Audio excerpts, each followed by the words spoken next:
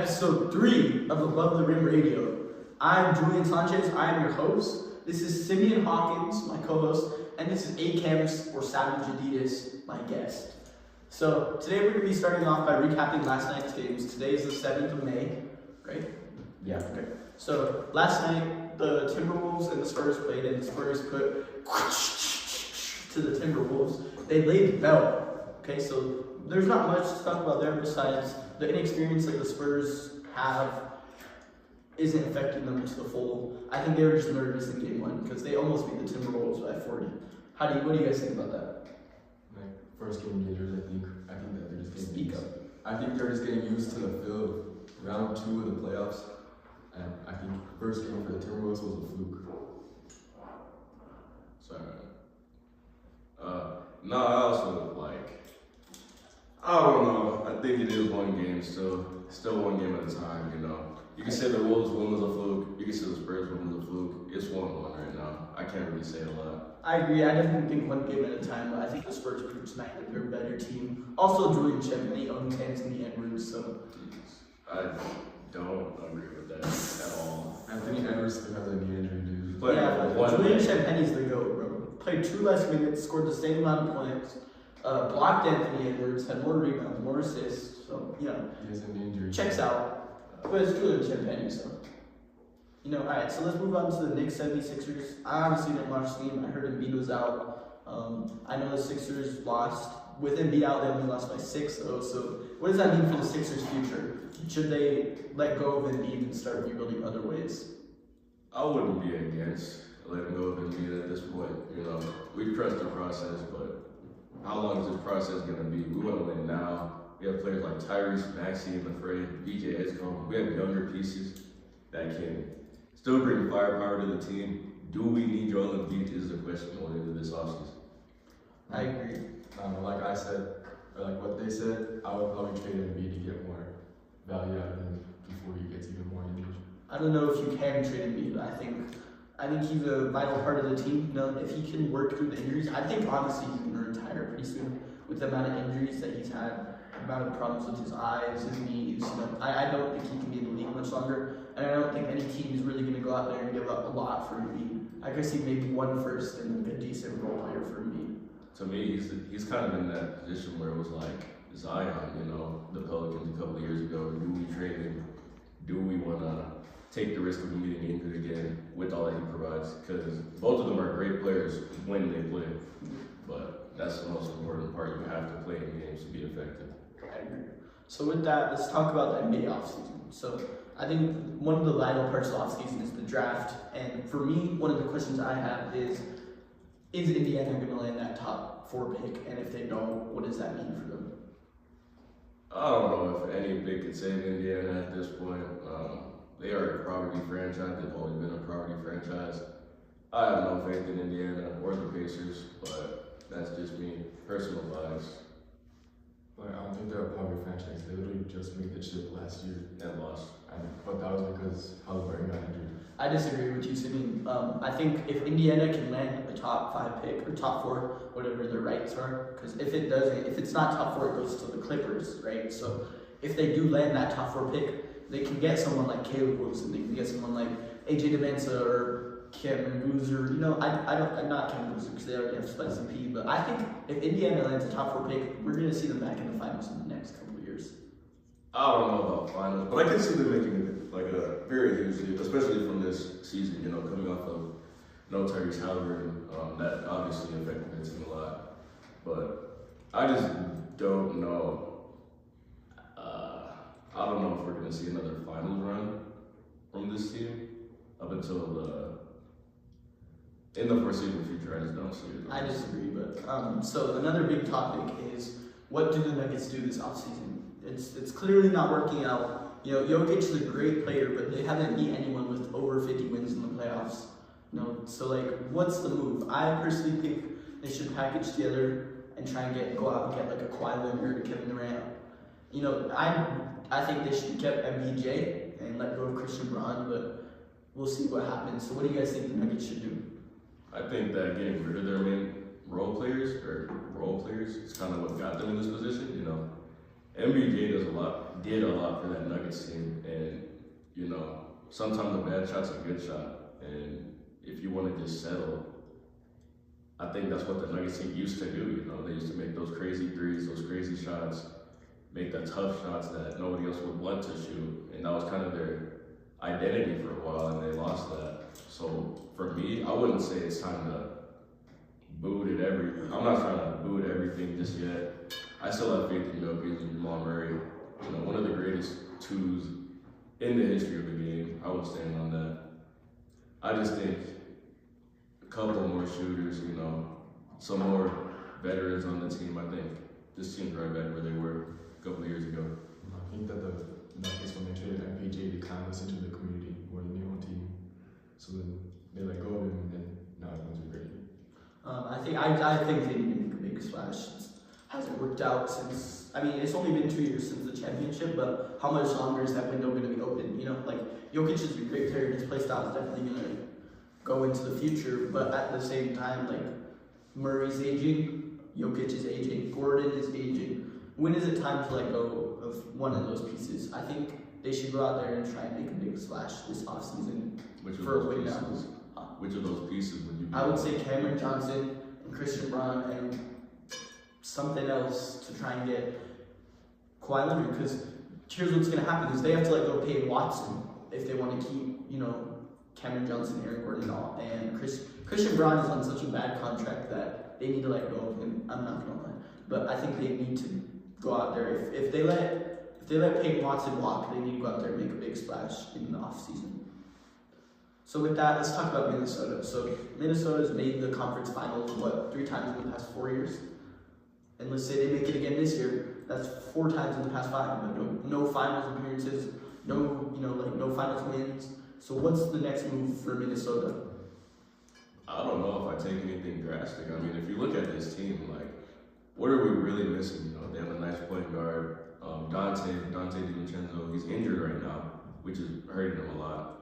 You know, great 2 guard, and Julius Randle is aging. I will say that. Rudy Gobert is still Decent defender. Rudy Gobert is a good defender. And we can't. I mean, you know, he's had his moments where he affects defense. But, you know, I was watching the Spurs game last night, and he may not be the best player out there, but he definitely makes a defensive impact. Yeah.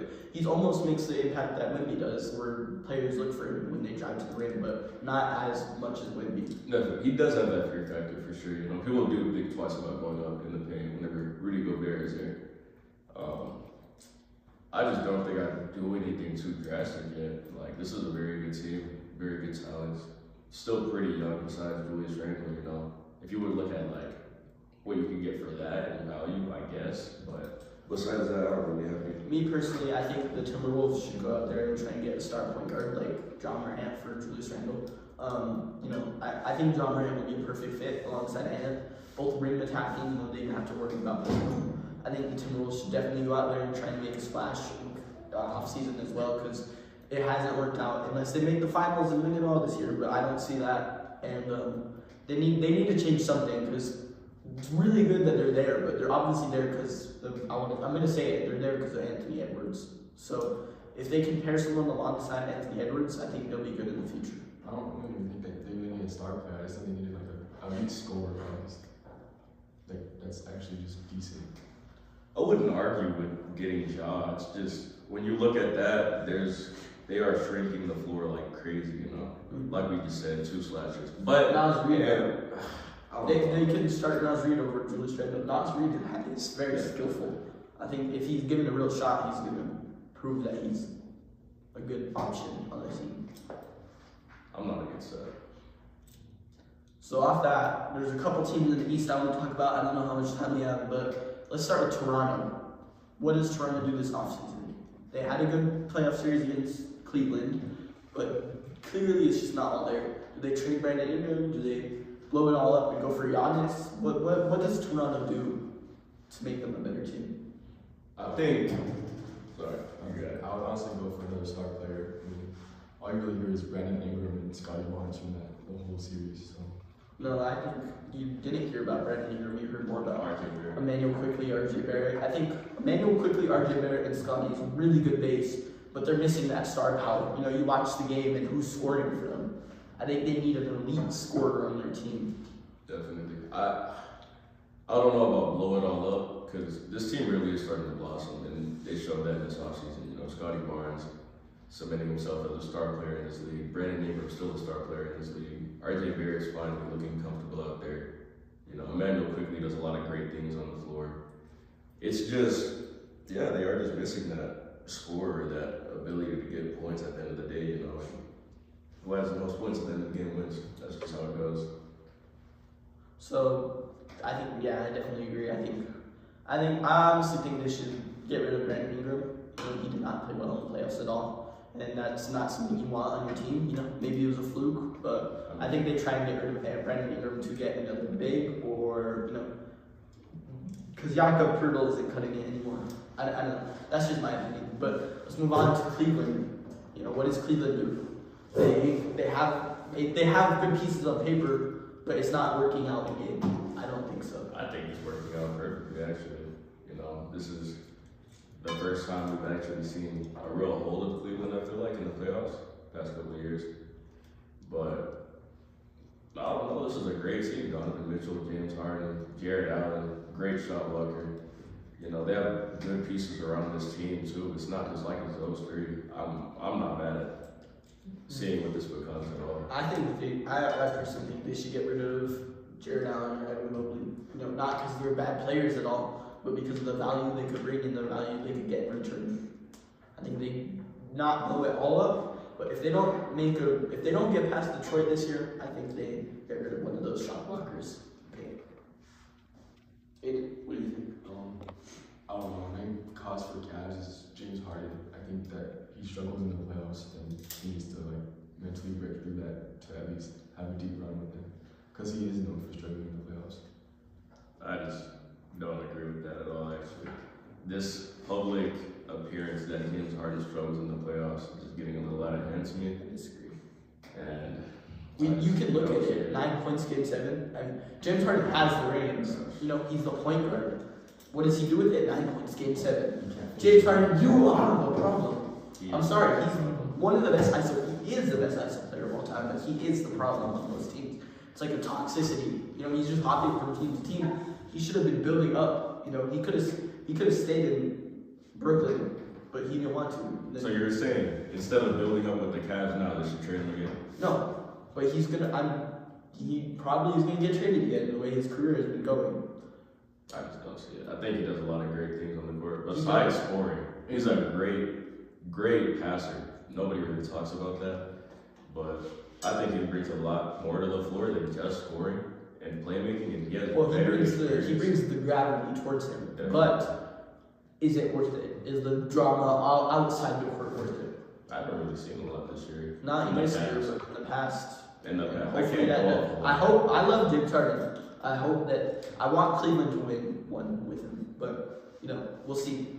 So going off that, a couple more East teams we can think about. We can think about Milwaukee. We can think about Houston. They're not in the East. We can think about some young teams like the Kings. Like where did the Kings even go from here? So which team do you guys want to talk about right now?